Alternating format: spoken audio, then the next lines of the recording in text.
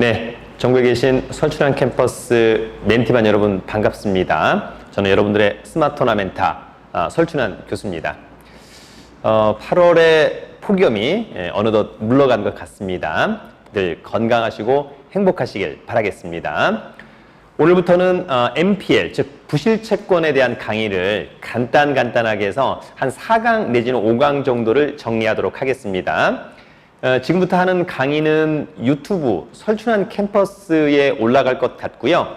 더불어서 제가 운영하는 온라인 스터디반, 멘티반 학생들한테도 올라갈 것 같고, 더불어서 이 강의 자료는 네이버 카페 설춘환 캠퍼스 공지사항에 올려놓도록 하겠습니다. 누구라도 쉽게 저희 네이버 카페 설춘환 캠퍼스에 가입하셔서 공지사항에 있는 이 자료를 다운받으셔서 사용을 하시면 될 것 같습니다. 그러면 바로 강의를 시작하도록 하겠습니다. 오늘 1강은 MPL 정의 및 발생, 유통 앤 매각과 관련된 내용입니다. 자, 먼저 여러분 NPL, Non-Performing Loan이라고 하는 부분이 있습니다. 과연 이런 NPL은 무엇일까?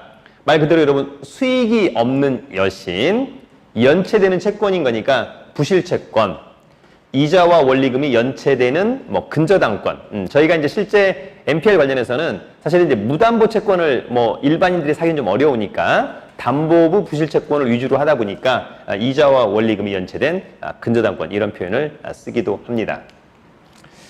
NPL의 간단한 발생과 관련된 이야기를 한번 해보도록 하겠습니다. 여러분들이 이제 우리가 어떤 은행에서 아파트를 담보로 제공하고 대출을 받는다. 그럼 통상 이제 아파트 등기부에 근저당권을 설정하는 거 아닙니까?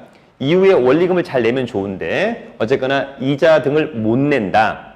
그러면 은행에서 납부하라고 독촉을 하겠죠. 끝내 안 낸다면 이후에 경매를 신청하게 될 것 같고, 원래는 이제 경매를 신청해서 약 한 14개월 정도 지나서 배당을 받으면 좋을 텐데 어떤 이런 은행들이 차후에 어떤 부실채권 비율을 맞춰야 된다든지 또는 어떤 BIS 비율 이런 것들 때문에 부득이하게 이런 것들을 매각을 해야 되는 경우가 있다. 그래서 모아서 매각을 하게 되는 경우가 있습니다. 통상 이런 매각은 회계법인에서 대행을 하고 있기도 하다. 이렇게 정리를 합니다.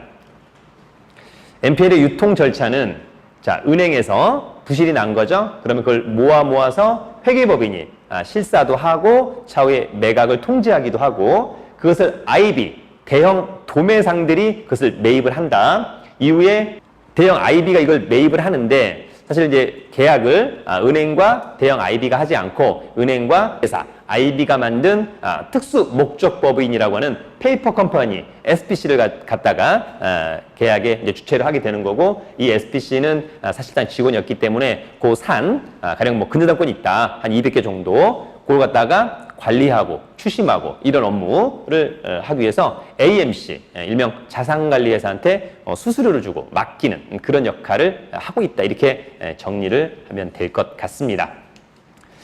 NPL의 매각 주관 및 대행 회계법인, 과거에 3일, 딜로이트 안진, 삼정, 예교 회계법인 등이 많이 이런 업무를 했었고요. 이런 회계법인이 채권 실사, 그 다음에 가치평가, 론 파일을 작성하는 이런 업무들을 했다. 대표적인 이제 IB, 인베스트먼트 뱅크라고 하는 부분이 있는데, 사실 유암코가 우리나라의 가장 큰 독점적이라고까지 할 정도로 가장 큰 IB입니다. 대신 FNI, 파인트리 이런 회사들이 있다. 요런 이제 IB가 요런 이제 NPL 물건을 이제 낙찰받고 요거 이제 SPC 껍데기에서 만들어서 계약을 하게 하고 이런 물건들을 AMC한테 맡기게 되는 겁니다. 아까 얘기한 이제 SPC라고 하는 게 있는 거죠. 스페셜 퍼포스 컴퍼니라고 하는 게 있는데, 이게 이제 사실상 특수 목적 회사입니다. 일종의 페이퍼 컴퍼니. 여기 보면 UH 제1차 유동화 전문 유한회사, 유한이 좀 잘못됐네요. UH 제1차 유동화 전문 유한회사. 이때 U는 유암코가 낙찰을 받은 물건이다. H는 하나은행의 이니셜을 딴 겁니다. 그래서 UH 제1차 유동화 전문 유한회사라고 하면 하나은행의 근저당권이 NPL 도매로 나왔는데 이걸 갖다가 유암코가 낙찰을 받은 거다. 여러분들이 이 정도로만 이해하시면 특별히 문제될 것 같지는 않습니다. 자, 그 다음에 여러분 이제 AMC가 있는 거죠. 그래서 Asset Management Company라고 하는 자산관리회사가 있는데, 유암코는 IB도 하지만 AMC 역할도 하고, 대신 FNI가 IB라고 한다면 자회사인 대신 AMC가 AMC 역할을 하고 있다. 뭐 J1, 뭐 MG시정정보 이런 회사들이 있습니다. IB로부터 받은 NPL을 갖다가 관리하고 추심하는 업체를 우리가 통상 AMC라고 하고, 일반인들이 NPL을 살 때 AMC의 직원하고 이를테면 이제 협의를 한다, 이렇게 정리를 하면 될 것 같습니다.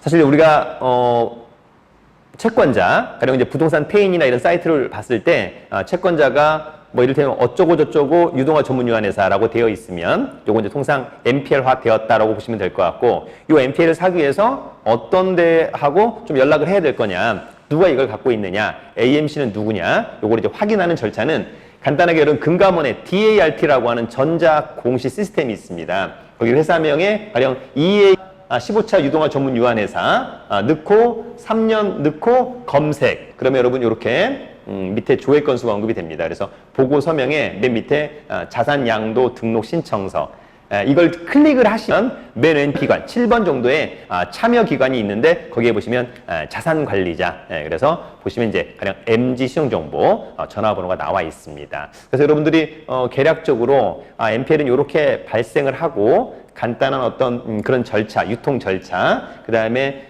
채권자가 유동화 전문유한회사 할 때 과연 누가 AMC인가를 확인하는 방법은 금감원의 DART, 즉 전자공시 시스템을 확인하는 것까지만 좀 이해하시면 조금 이번 1강은 도움이 되지 않았을까, 이런 생각을 하게 됩니다. 중요한 것은 이제 양질의 공부, 또 양질의 투자. 그래서 반드시 공부만 하지 마시고 돈 버는 재테크를 했으면 좋겠다, 이런 생각이 듭니다. 대한민국 최고의 지식 방송을 지향합니다. 유튜브 서춘한 캠퍼스. 오늘 강의는 여기까지. 파이팅!